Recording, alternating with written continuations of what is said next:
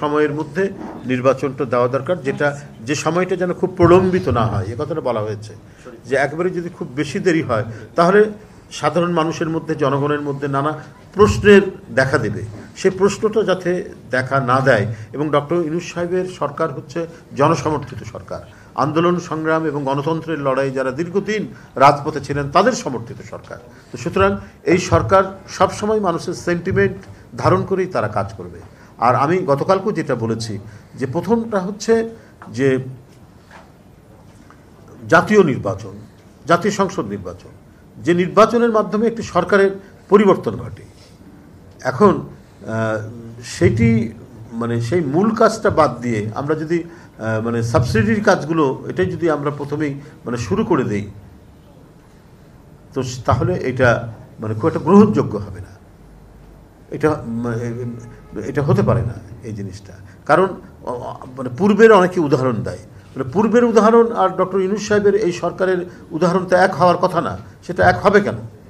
এটা তো একটা বিপ্লবের ফলে জনসমর্থিত সরকার।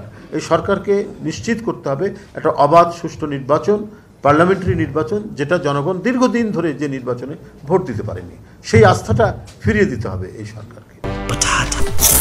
বাছাই করা আলু আর স্পাইসি সিজনিং এ প্রাণ পোটাটা চিপস নাকি বিস্কিট খেয়ে বোঝে নাও। বিশেষ করে যারা জুলাই আন্দোলনের স্পিরিট যারা ধারণ করেন, আগস্ট আন্দোলনের স্পিরিট যারা ধারণ করেন, তারা যেন কমপক্ষে এই জিনিসটা না হয়, বরং নির্বাচন কমিশনকে স্বাধীনতা দিতে হবে, আরও বেশি স্বাধীনতা দিতে হবে, এবং কমিশন গঠনের ক্ষেত্রেও এমন ব্যক্তিদেরকে সেখানে নিয়োগ দিতে হবে যাদের সমাজে মোটামুটিভাবে একটা, কোনো মানুষের তো নিরপেক্ষ নয়, তার অন্তরে যাই থাক, কিন্তু তার কাজের ক্ষেত্রে, তার পেশাদারিত্বের ক্ষেত্রে সে কখনোই কোনো পার্টিজান ছিল না।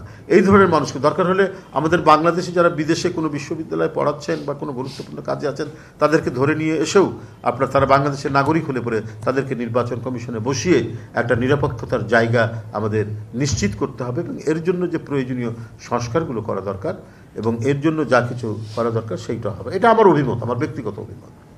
এই অভিমতটা আপনাদের কাছে আজকে যেহেতু একটা গোল টেবিল, এখানে সবাই আলাপ আলোচনা করছেন, সেইটা আমি আমার অভিমতটা বললাম। এই জন্যই বললাম যে ভবিষ্যতে আর যেন কখনোই কোনো নির্বাচন নিয়ে প্রশ্ন না ওঠে যে এখানে হস্তক্ষেপ করা হয়েছে, এখানে সরকার তার প্রশাসনকে ব্যবহার করে নিজেদের প্রার্থীদেরকে বিজয়ী করেছেন, এই কথা যেন কেউ না বলে।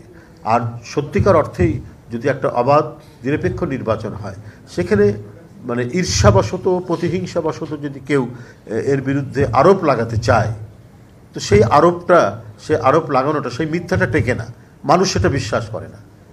কোন নির্বাচন অবাধ সুষ্ঠু নিরপেক্ষ হয়েছে, কোন নির্বাচন হয়নি, এটা অবধারিতভাবেই এদেশের জনগণ সুস্পষ্টভাবেই তারা সেটা বুঝতে পারে, এবং তারা সেইভাবেই তাদের আচরণ করে, সেইভাবেই তারা অ্যাক্ট করে, সেইভাবে একটা সরকারের প্রতি তাদের আনুগত্য এবং তাদের বিরাগভাজন নির্ভর করে।